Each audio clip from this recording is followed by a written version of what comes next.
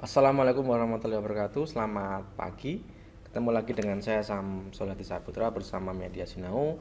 Kali ini kita akan belajar tentang materi desain media interaktif kelas 12 multimedia, yaitu kompetensi dasar 4.1 mendemonstrasikan konsep multimedia interaktif berbasis halaman web dan media interaktif. Konsep multimedia interaktif.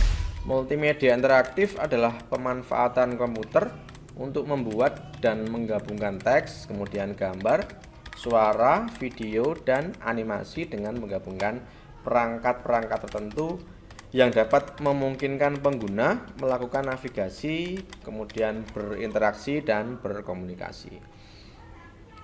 Interaksi adalah suatu fitur yang menonjol dalam multimedia yang memungkinkan pembelajaran yang aktif atau active learning.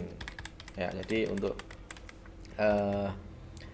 di media interaktif atau multimedia interaktif ini yang ditonjolkan adalah aplikasi bisa berinteraksi yang memungkinkan pembelajaran yang aktif atau active learning. Kemudian pembelajaran yang aktif tidak saja memungkinkan pengguna melihat atau mendengar atau see and hear, tetapi juga melakukan sesuatu atau do. Nah, jadi aplikasi yang digunakan atau multimedia interaktif yang dijalankan itu pengguna tidak hanya melihat atau mendengar, tapi bisa langsung berinteraksi dengan aplikasi. Kemudian dalam konteks multimedia, do di sini dapat berupa memberikan respon terhadap pertanyaan yang diajukan komputer atau aktif dalam simulasi yang disediakan oleh komputer. Ya, jadi komputer pun aktif menyediakan atau aplikasi atau multimedia interaktif itu juga memberikan respon terhadap pertanyaan yang diajukan oleh pengguna atau sebaliknya. Multimedia interaktif terbagi menjadi dua. Ya, yang pertama adalah hierarkikal dan yang kedua adalah non-linear. Nah, sekarang kita bahas dulu yang hierarkikal adalah multimedia interaktif di mana pemakai memiliki pilihan, tetapi topik-topik dapat dibagi menjadi subtopik yang lebih spesifik. Nah, jadi aplikasi dijalankan secara berurutan, ya terstruktur. Jadi harus melalui atau bertahap-tahap, ya harus melalui jalur yang sudah ditentukan. Jadi tidak bisa melompati atau mengacak pengen membuka yang mana. Itu yang hierarkikal. Kemudian yang kedua, non-linear. Ini memungkinkan pemakai untuk bebas bergerak untuk melihat isi materi dengan cara berinteraksi. Tidak ada hierarki yang dipaksakan. Pemakai dapat bergerak bebas ke materi manapun. Jadi sebaliknya, ya, jadi yang tadi kalau hierarki itu pemakai itu harus berurutan, nanti dipaksakan bergerak untuk melihat materi itu secara berurutan, ya, dan terstruktur. Tapi kalau yang nonlinear ini pemakai itu bebas mau bergerak untuk melihat isi materi dengan cara berinteraksi. Kemudian pemakai dapat bergerak bebas mau mengambil atau melihat materi yang manapun. Itu perbedaan antara hierarkikal dan nonlinear.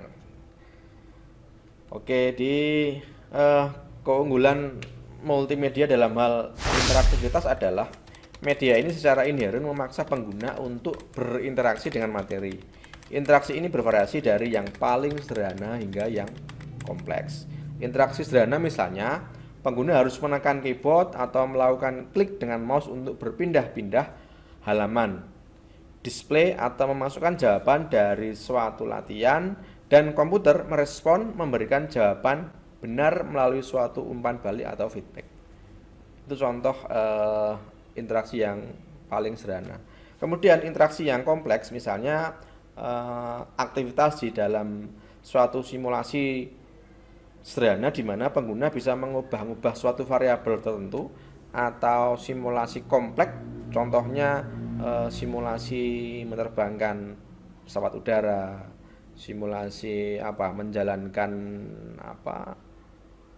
truk simulator ya, atau simulasi misalnya tes berkendara pada ketika kita mau mencari SIM dan sebagainya. Nah, itu beberapa keunggulan atau perbedaan antara interaksi yang sederhana dan interaksi yang kompleks. Oke, pembelajaran selalu memerlukan interaksi. Jadi interaksi diperlukan agar materi lebih mudah diserap dan dimengerti serta menghindari kebosanan. Itulah salah satu tujuan pembuatan multimedia atau desain multimedia interaktif. Jadi supaya pembelajaran tidak membosankan, tidak monoton dan sebagainya.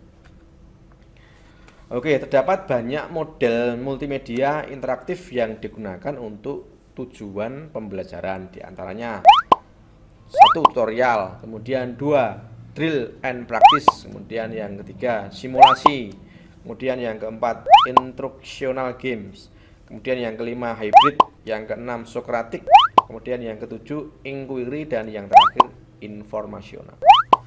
Nah, jadi